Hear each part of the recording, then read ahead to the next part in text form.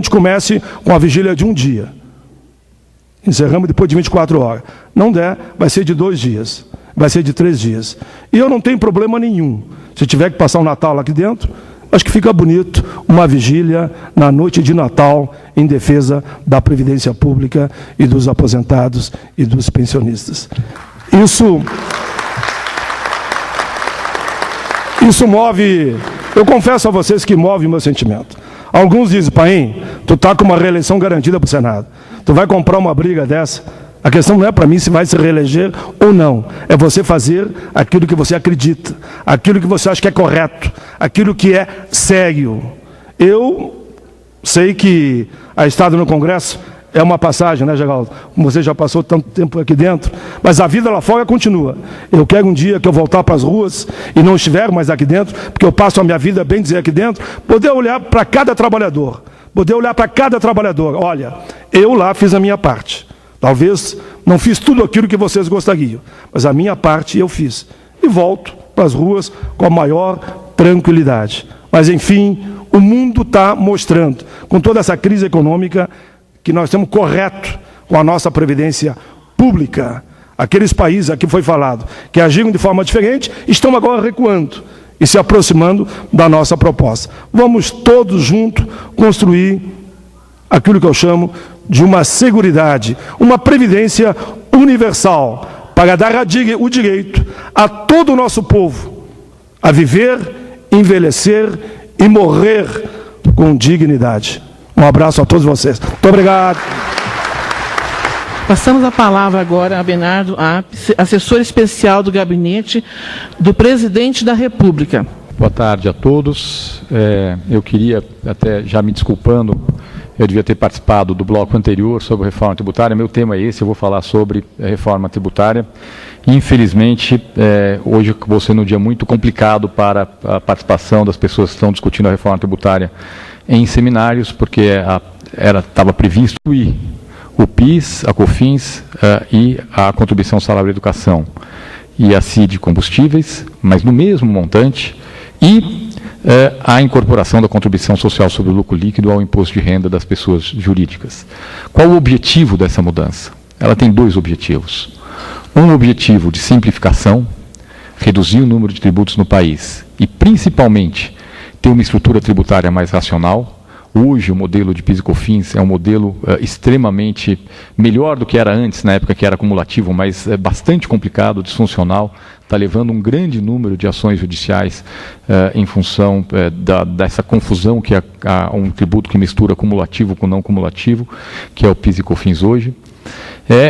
E, além disso, o fato de você extinguir contribuições sociais e transformar toda a base de receita, o grosso da base de receita da União, em tributos, dos quais uma parte equivalente exatamente àquilo que a Seguridade recebe hoje, através da receita da COFINS, da contribuição social sobre o lucro líquido, e no caso do FAT, do PIS, um montante exatamente igual a esse vai passar a ser transferido como uma porcentagem de uma base ampla de tributos, que é a soma do imposto de renda, do IVA federal que está sendo criado e do IPI. Ou seja, do ponto de vista do financiamento da Seguridade, é absolutamente neutra a mudança que está sendo proposta na reforma tributária. Neutra em princípio. Do ponto de vista da racionalidade do sistema tributário, não apenas pela simplificação, mas pela mudança na estrutura do sistema tributário, é um enorme avanço no sentido de um sistema tributário mais racional que nós temos hoje. Por quê? Porque montou-se na Constituição de 88 uma estrutura tributária que tinha o imposto de renda partilhado com estados e municípios e as contribuições sociais incidentes sobre a receita das empresas, em última instância sobre o consumo, não partilhados com os estados e municípios. O que isso levou?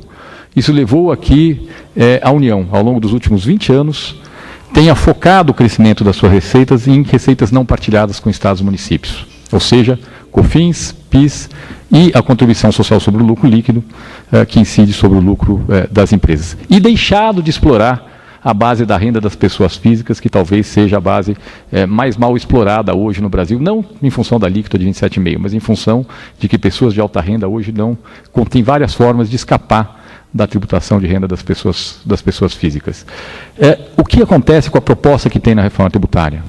Ao tornar indiferente para a Seguridade, assim como para os estados e municípios, você arrecadar imposto de renda ou IVA federal, você cria condições pela legislação infraconstitucional, porque a alíquota é a legislação infraconstitucional, de progressivamente deslocar a arrecadação da base de consumo, que é a base do IVA federal, que é regressiva, para uma base mais progressiva, que é a tributação da renda, principalmente das pessoas físicas. A tributação da renda das empresas no Brasil já tem um nível bastante elevado. A tendência no mundo é reduzir a tributação das empresas, e isso, na verdade, o Brasil não pode navegar na contramão, porque isso acaba afetando a capacidade do país de atrair e manter empresas no nosso país. Não precisa mexer hoje, mas não dá para a gente achar que dá para aumentar muito mais do que tem. Mas a tributação da renda das pessoas físicas sim é uma base que pode ser muito mais bem explorada, principalmente, não é aumentar a alíquota marginal, não é isso que estou discutindo, é incorporar dentro da base pessoas que escapam hoje. E isto pode ser feito aumentando a progressividade do sistema tributário brasileiro. Então, essa mudança que está sendo proposta na reforma tributária, ela é, por um lado, neutra do ponto de vista do financiamento de Seguridade Social, cuja receita vai continuar crescendo, não em função da receita da COFINS e da contribuição social sobre o lucro, mas em função da receita conjunta do imposto de renda, do IVA e do IPI. E aqui o efeito que tem, do ponto de vista de trajetória de crescimento, tende a ser muito semelhante, não tem nenhuma perda em termos de trajetória de financiamento. Mas, por outro lado, nós ficamos com a possibilidade de ter um sistema tributário mais racional e, ao longo do tempo, migrar para um sistema tributário claramente mais justo do que aquele que a gente tem hoje. Então, essa é uma primeira mudança que tem dentro do escopo da reforma tributária que diz respeito diretamente à Seguridade Social.